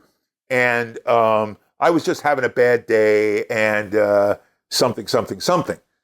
And that's cognitive dissonance. It's like a lab experiment in cognitive dissonance. And it happens every time. Well, they don't show that. By and large, in the final story, it's not sexy enough. And all you see is them complaining about how the test isn't fair. You don't have them all saying before each one, oh, yes, the test is perfectly fair. But that having been said, it was a pretty good story, as those stories go. As you and I both know, more often than not, in these kind of things, the skeptic ends up the last person on the panel going, harumph, and no good comes of it. Yeah, so the general principle we're looking for here is a way to operationally define what it is exactly somebody could do. So the famous Zener cards that most people are familiar with, the little wavy line and the triangle and the circle and the plus, the point of that is to get somebody to go from, well, I'm getting kind of a wavy line that could be a circle and maybe it's a square, and whatever it is, he says, see, I knew, I got a hit. No. You have to pick one of the five exactly, and then we can statistically analyze if you did better than chance. That's the whole point of these kind of rigorous tests, because the interesting thing about that is we instructed our subjects. We had a pool of subjects who came in to get readings and astrology readings and palm readings and all of this kind of thing. And we instructed them not to give any sort of feedback. If they were asked any questions in the reading, they would just had to sit and not say anything and not give any feedback. And one of these is even on camera in the story. Afterwards, the palm readers and the tarot readers, that's what it was, palm readers and tarot readers, they would all say, well, but there was no feedback. They weren't respond. I'm not used to, one of them said, I'm not used to doing it in a situation where they're not talking to me. Okay, do you think that could be that might have something to do with how it works? But of course, we know that in that psychic reading setting, and Ray Hyman did a great thing about this many, many years ago. He did audio recordings of psychic readings, and then he would ask the subject afterwards, how much do you think you spoke as opposed to the psychic speaking? And invariably the report is, I hardly spoke at all. Then when you actually literally measure it from the transcripts, the subject is doing most of the talking. And it's not always even in the explicit talking, because the psychics use leading questions and open-ended statements that they're trying to elicit some kind of feedback that very often the subject isn't even aware of. But if you look at video, the subject is constantly doing this and this. I mean, they're literally sitting there, yeah, no, that's not, and then the psychic is just adjusting what they're saying. Yeah, so in this case, the people are doing the reading, not the psychic. That's right. Well, that's what cold reading really is this term cold reading is tossed around a lot in the skeptic world, and it's kind of misunderstood. There's the best thing one of the best things written about this is in Ray Hyman's book, The Elusive Quarry, and Ian Rowland has a great book about cold reading too. But there's really three different kinds of readings. There's universal readings that many people mistake for cold reading. There's universal readings, there's cold readings, and there's hot readings. And the universal reading, like the graphology machine at the IBM exhibit at the World's Fair, is making these statements that really apply to everyone, but they seem to apply uniquely to you. And in fact, when we do studies on this, if you ask people for the Forer effect or the Barnum effect, you ask people on a scale of 1 to 5, how accurate was the reading? On a scale of 1 to 5, how particular to you is the reading? And you invariably get 3s, 4s, and 5s, and yet the statements actually apply to everyone. You're, as I said before, you're a sociable person, but sometimes you want to be alone. Now, if you say that in a vacuum, it sounds ridiculous. But the important thing is that it be tied to a mechanism. The mechanism is what makes it convincing. Doesn't matter what the mechanism is, but there's some process involved, taking a handwriting sample, asking your birth date, whatever it happens to be. So you tie it to a mechanism. You deal tarot cards. You look at somebody's palm. You maybe gaze into a crystal ball. So that's a universal reading, and that's a good basis for a psychic reading. But then the psychic adds the techniques of cold reading. And cold reading is taking in information on the spot, using intuition to some degree, but that's really another word for observation, something that we do, that all of us do. We look at people, we make judgments from their clothing, from their hairstyle, from their jewelry. We make judgments all the time about people, quick, instant judgments, but what we're not accustomed to doing is articulating them and voicing them. That's the special skill of the psychic and the mentalist, by the way. When I really first got very seriously interested in mentalism, the weird part of it was learning to articulate and say these things out loud that most of us are just thinking. And so that's where the cold reading part comes in. And also these leading or open-ended questions where you're getting feedback and you're kind of taking informed guesses at the time, drawing on information available to you in the moment. That's cold reading. So most psychic readings are a mix of universal readings and cold readings in the moment. And then hot readings is a special case of using inside information that you've gotten in advance. And I talk about a criminal investigation in the book that I was involved with, investigating a talk to the dead medium, in which there was suspicion that the investigator was skeptical and rational and knew something about magic, actually, and wanted to see if they could catch one of these talk to the dead mediums in using hot readings, inside information, and called upon me as a expert consultant. And we went sort of undercover and watched demonstrations and took transcripts and so on and so forth. And I said to them at the start, I hope this happens. I hope we actually get to prosecute somebody criminally, but they don't really need it. And it's probably not what's happening. And in the end, that's the case of it. They have the power of belief. They don't need anything else. Doesn't mean they won't use a hot reading on occasion. You famously witnessed a case with John Edward that absolutely was clear evidence that he was using a hot reading, but that was in a special circumstance. It was in a TV studio where he thought he could get away with it in the moment and make the TV appearance. That was James Van Praagh. James Van Praagh, yeah. But he had actually, during one of the breaks, the camera was... Oh, it was Van Praagh, that's right. The camera was still rolling, and he says to one of the women, so who are you here for? And she says, well, for my mother or whatever it was. And then, like an hour later, he just goes to her like it's totally random. I'm seeing a woman behind you, feels like a mother to me, and oh yes, it's my mother. So here's a question for you. When it's obvious like that, the person knows, or maybe they forgot that they told the psychic an hour ago that, yeah, I'm here from my mother. Or in the case of the one I wrote about with Oprah, when I did the Oprah show, they flew me back to Chicago, and then, I stayed at the hotel, and then they drove me in a town car with some of the other guests that were going to be on the show, which included this woman and her son. And I said, so what's your role in the show? And they said, oh, well, we were here yesterday and we spent the day she did a reading of us. I went, oh, okay. So then, in the middle of the show, when this is Rosemary Altea, and she was bombing, she was not doing well. And then she says, I'd like to come to this woman sitting back there. And I look up, I go, oh, that's the woman in the car with me. And she says, and then acts like it's a total, cold read. Like, I have no idea who this woman is, and I'd like to come to you. And I see somebody standing behind, basically repeating what she had told me she was there for. And then when Oprah asked me, so how do you explain this? And it's like, well, she already got a reading from her yesterday.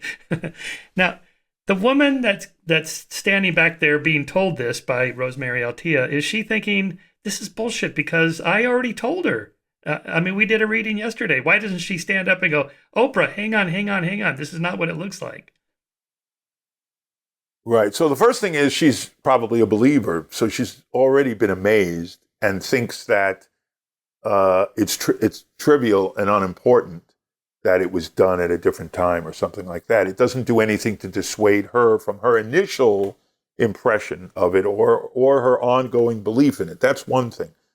Another thing is, and this is a term that mentalists use, we talk about a thing called dual reality. And basically that's an aspect of a method where the spectator on stage that you're talking to, the volunteer, interprets what you're saying in one way, and the audience interprets it as another. And it's not clear to either party that there's a difference. And so very often what's happening is the packaging of that information, the way that information is being revealed, is still deceptive to that person.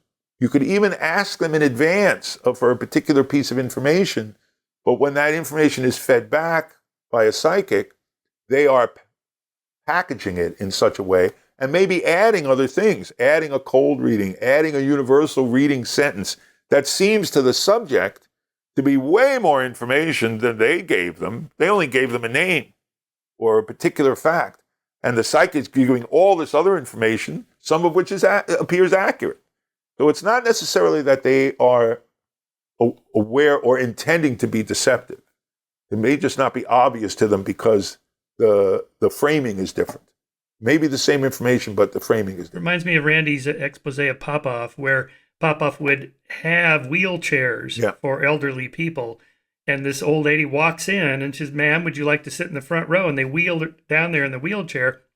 And then Yep. pop-up says, Jesus wants you to stand up right now and cast that demon out. Now, why doesn't that woman go, hang on, I could already walk. I'm not healed. But of course, that's not the setting, the music. Right, but she's caught up. She's caught up in it. Right, and she's a believer, and she wants to be healed. And she is coming to him out of that chair to be healed in a larger way. She's not processing it as, I'm getting up out of the chair, that I already knew I could get up out of the chair.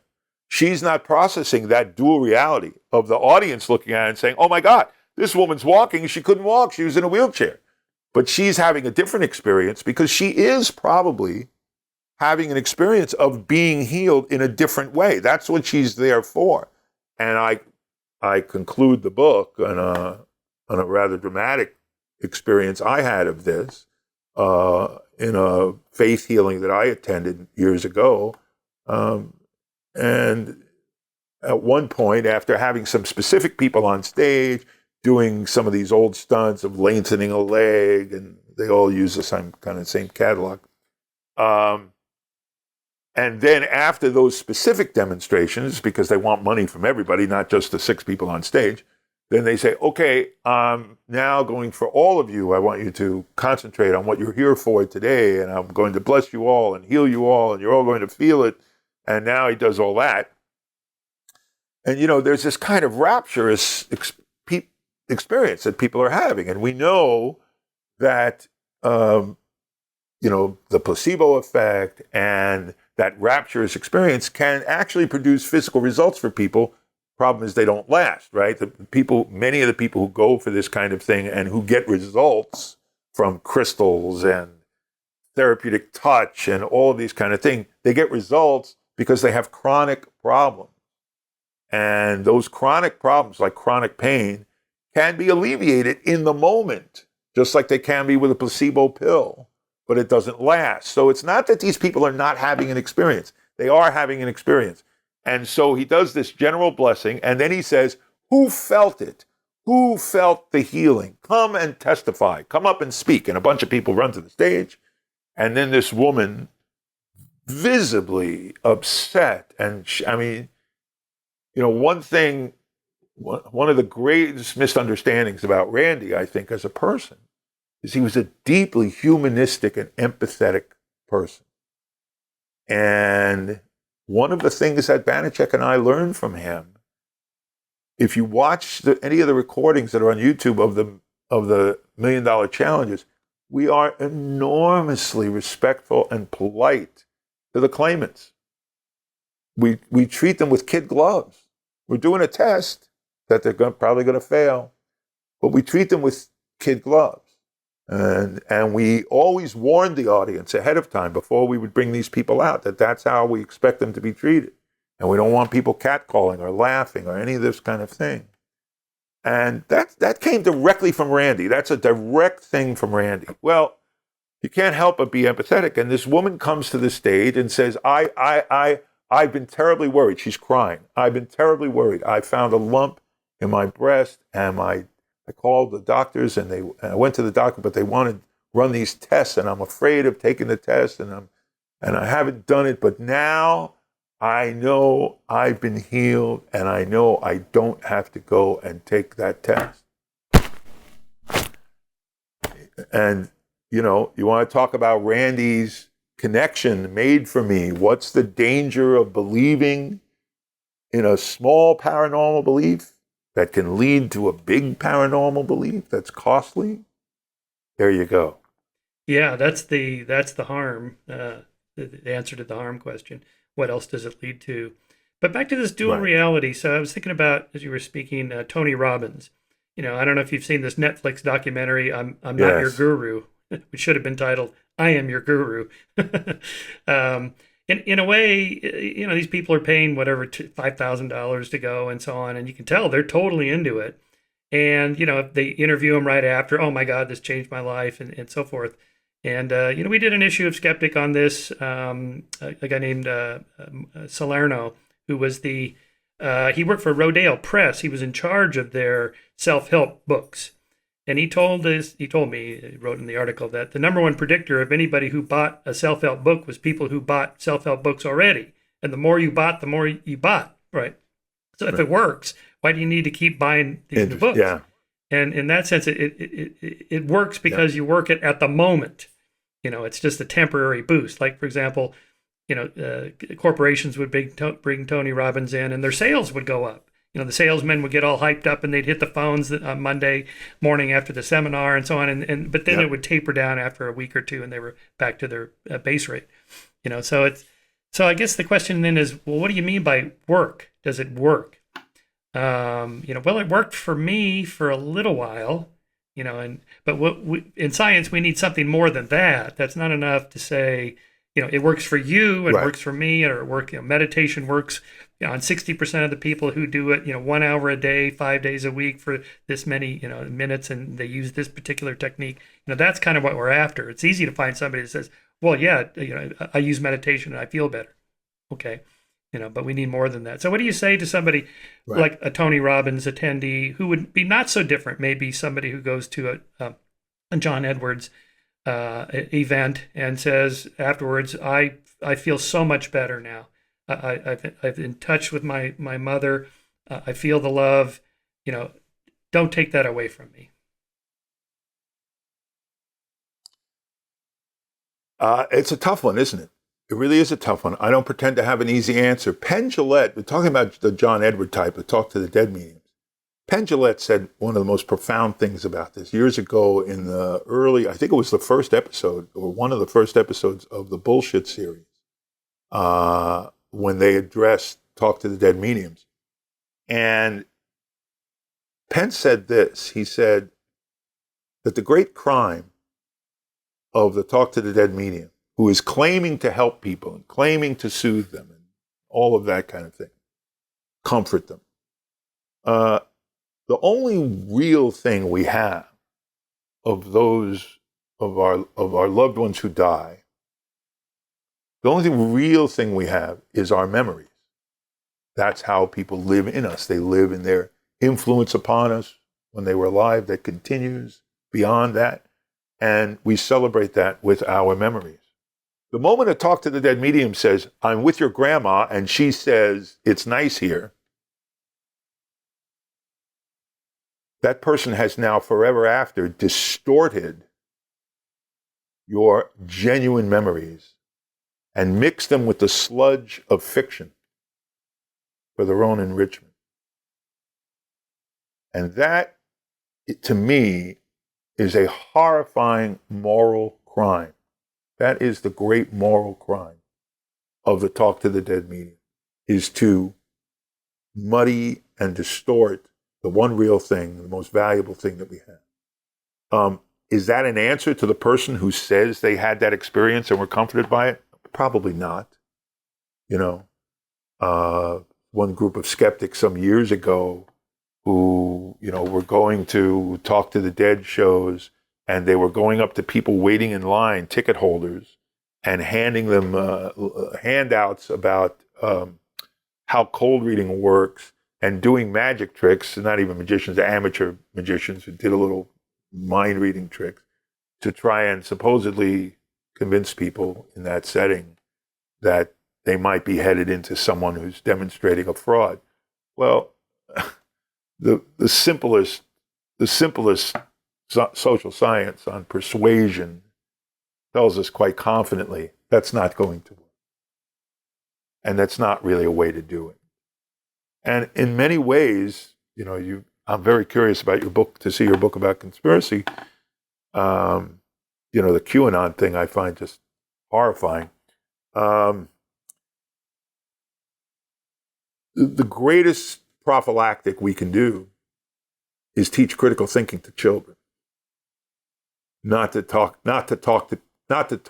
people out of their committed beliefs. Not that it's not possible. It's not that it doesn't happen. And of course, we know in the skeptic movement, many prominent skeptics, yourself included, had a background in religious training or some other belief system that they eventually left when they read some books. Yes, without anybody trying to talk you not out that of it can't. It's another interesting debate in atheist circles. What do you say to somebody who believes in heaven? They've lost somebody. Well, you don't want to be a dick and go, "Hey, sorry you lost your mother, but hey, she's burning in hell. She's nowhere. Whatever." You don't have to say stuff like that. I remember I spent an entire day with James Van Praagh. This was in, I think, 1994 for it was the Unsolved Mysteries show. So they rented this big mansion in Pasadena for the entire day, and I just was up the street, so they invited me to come spend the day with her. He had no idea who I was, and I wasn't really anybody at the time. We just started Skeptic, and so I was one of 12 people, and I was there to talk. My father had died, but I didn't tell him who died, right? So then he guessed my brother, and I just kind of nodded like, okay, go for it. And then he had a whole story about me and my brother's over here now, and he wants you to know he loves you and all that. Right. He never. They never mentioned things like he wants you to know he's pissed off about the time you wrecked his car, and he's still mad about that. Right. And but then and I learned a lot by that, by the way, because when my father died, my stepmom gave me his watch, and I still have it. It was meaningful to me. And every one of the guys that Van Praagh talked to. My father's watch. He kept saying, "I'm getting something about a watch," and the guys were like, "Oh my God, yes, I have my dad's watch," and so on. I thought, well, I have my dad's watch. I went, oh, okay, I see what this is. These are kind of true. I don't know if you'd call that cold reading. It's just kind of true for most people. No, it's a universal read, and the great book and movie Nightmare Alley, which is now being remade. There's a universal reading in that. It's really a great story, a great book, great movie.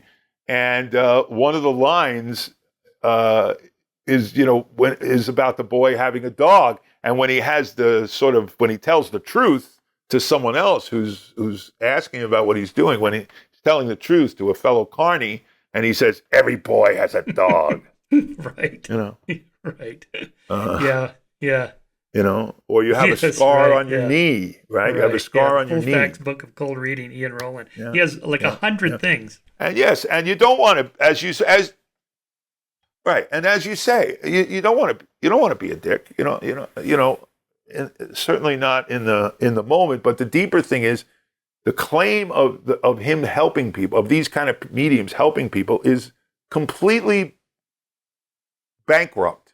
It is morally bankrupt and corrupt. One of the worst things I ever saw Edward do was on one of his TV series, where a woman had lost a child. Now, I don't think there's really a worse experience a human being can have than having to bury their own child. And this woman had lost a child, and not an infant, like a 10-year-old boy or some 9-year-old boy. And she says to him very sincerely, she is inquiring. And she said, many, many years ago, she said, "Sometimes I walk into a room and I get this odd sensation. I can't really describe it, but it's distinct. There's some feeling. And I wonder, is that him? Could that be him?" Well, if you really want to help this person, you're going to gently tell them, probably not. There's reasons for you to feel that. There's reasons for you to wonder that.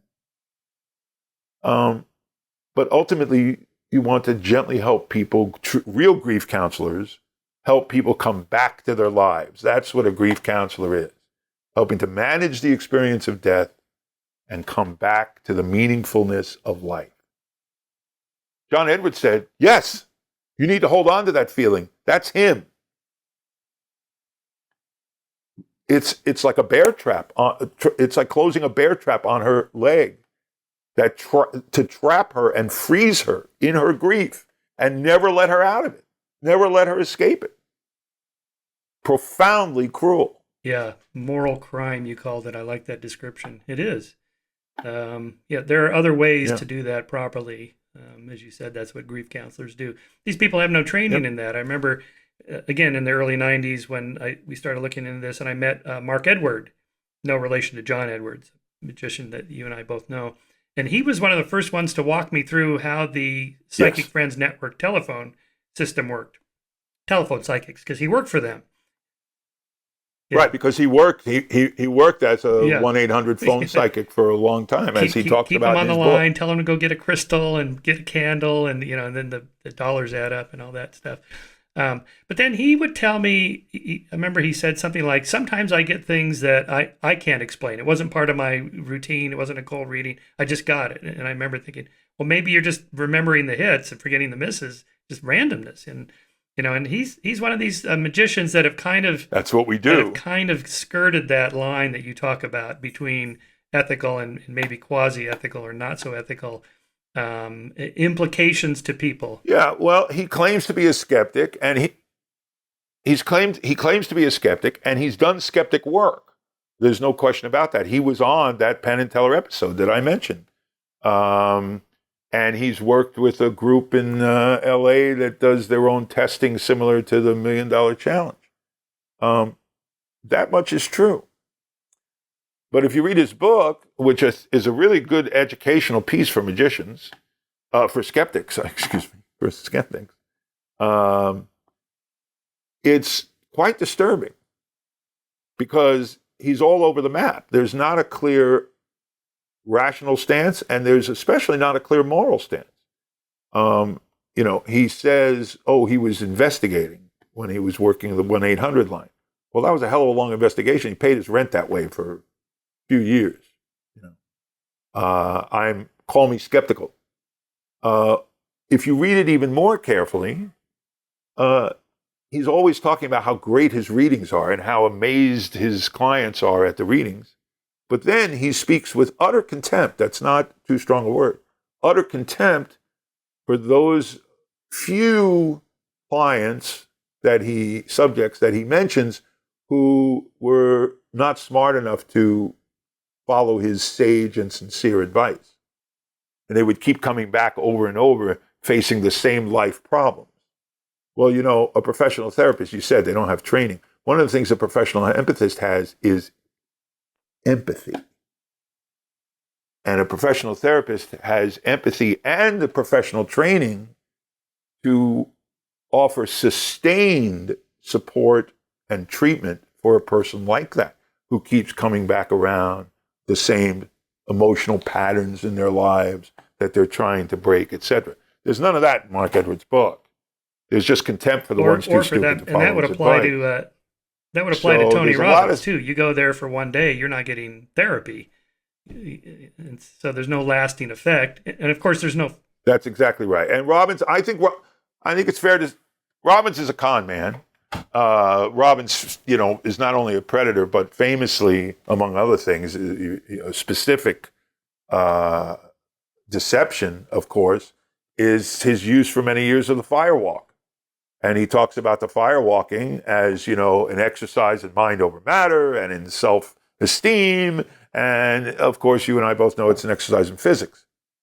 And I had a student once, a magician student many years ago, who was a huge Robbins fan. And I tried to disabuse him of this to some degree when he would talk about it. And he talked about the firewalk. And I explained the physics to him of the firewalk and explained that the physics is widely known and therefore it is deliberately deceptive and manipulative for someone to stand there and say, this is an exercise in A, B, C, whatever the list of things you want to attach to it, as if you're not saying it's an exercise in D, physics, you are a liar and a manipulator. And that guy walked out on me. He almost punched me out and walked out of my apartment and never came back. It was so distressing to him because he was his guru. And that was his worldview. Yeah, it's hard to know what to do with these because they're not illegal. They're not running scams. Right.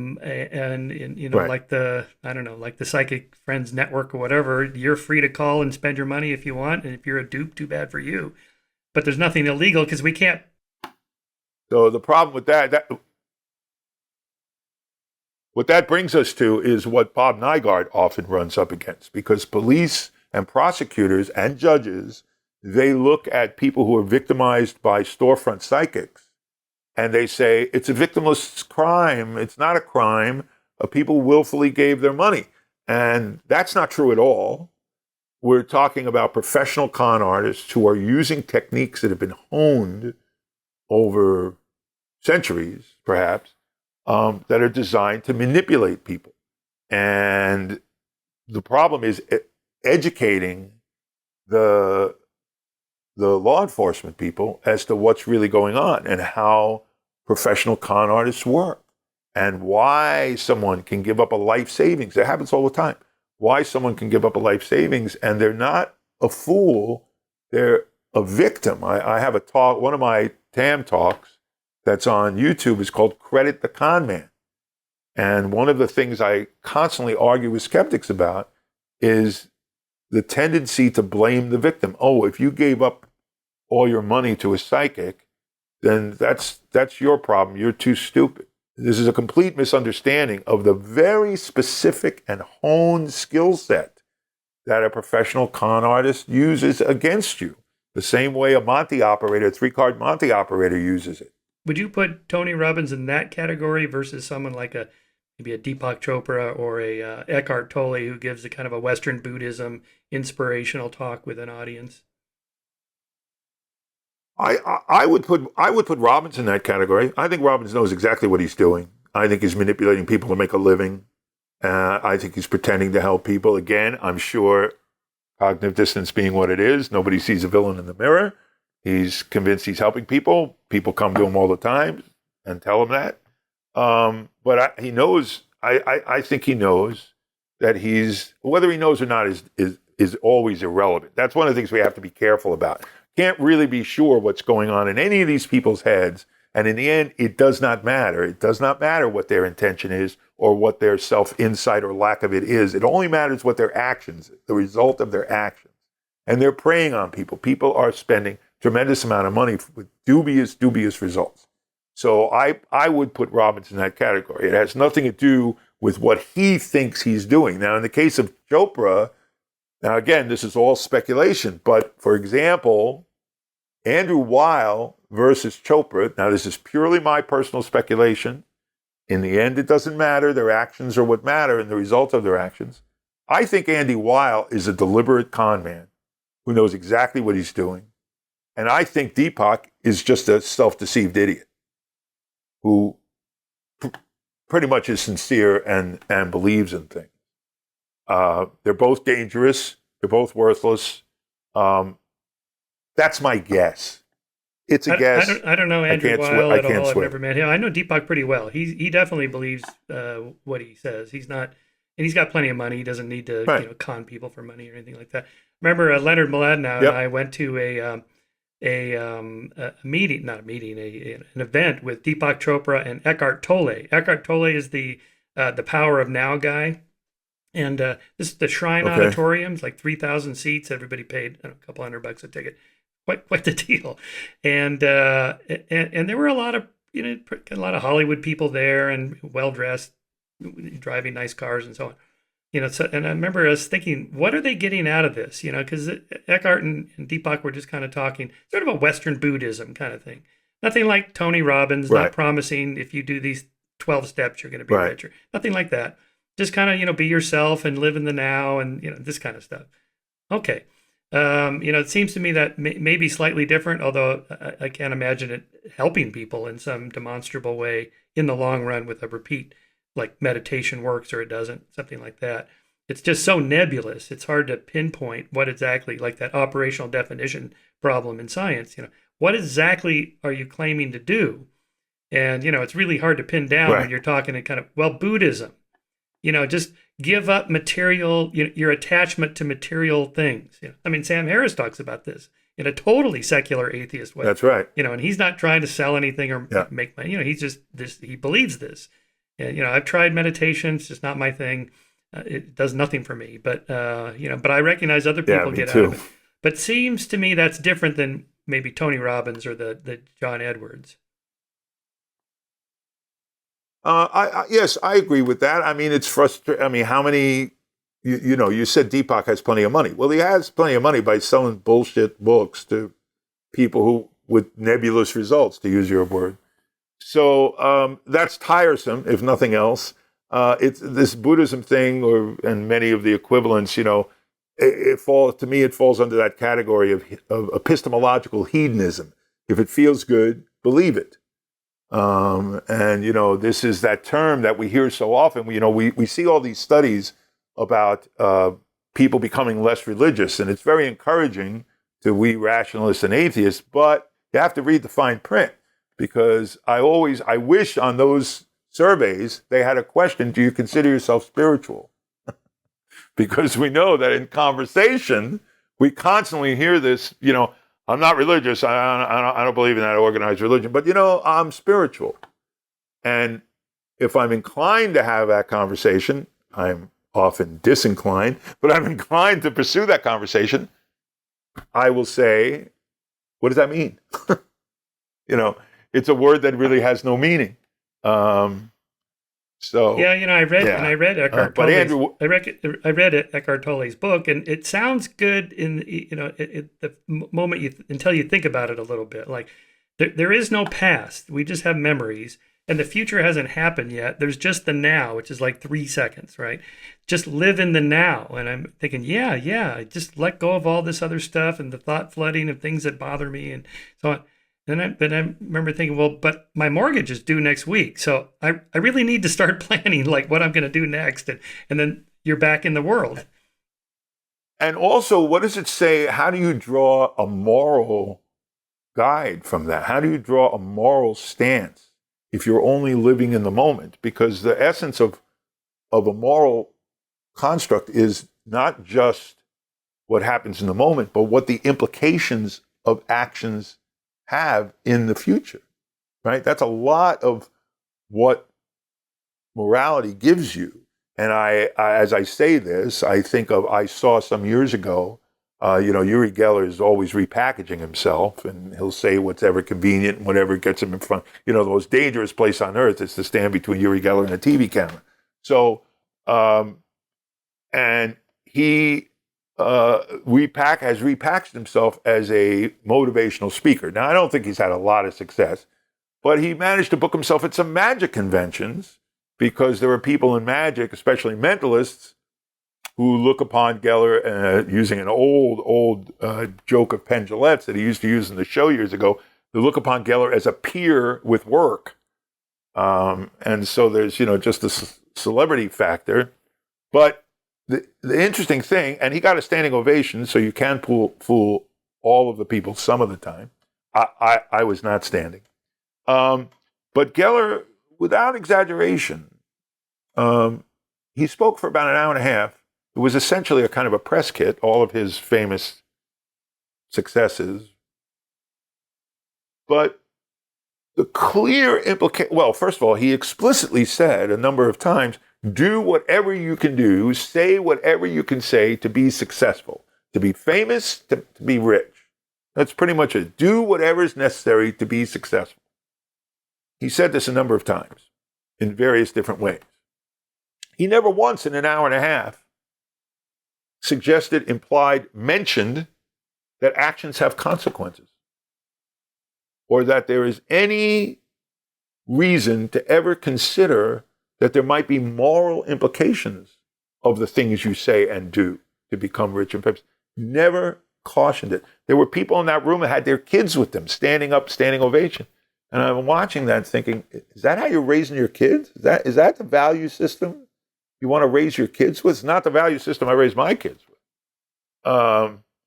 And, to the point that he told one story about how at one time he had some kind of drawing that he had made or an image of himself that was posted somewhere publicly, and it was a promotional thing, but it was the idea that it could heal, that you could come to this and you could touch this and you would experience healing. And then he described a specific event of a woman who had some serious condition, MS or something, and came and touched it, and he saw this or whatever. And he laughed as he told this story. If you ever doubted he's a true sociopath, he laughed, and his response to the audience, because he's tried to pitch himself to magicians now as he's now telling the truth. He's recanted his psychic claims. That's not true. He's just double talking a little more because he's added, oh, I'm an entertainer. But he's never said, I use magic tricks, I did sleight of hand. He's never said that. He never will say it. But in this moment of describing this woman going to touch this thing to try and be healed, he laughed and turned to the audience and went, I mean, come on. Oh my God. I mean, that was his entire reaction. I mean, come on. How could you believe that? So the utter contempt and the inability to actually to possess empathy and talking for an hour and a half without ever mentioning, of course, what you say and what you do also has moral implications. You know, that's how to live life according to, a sociopath's advice. That's a perfect place to end it, Jamy. That's a nice take-home message there for sure.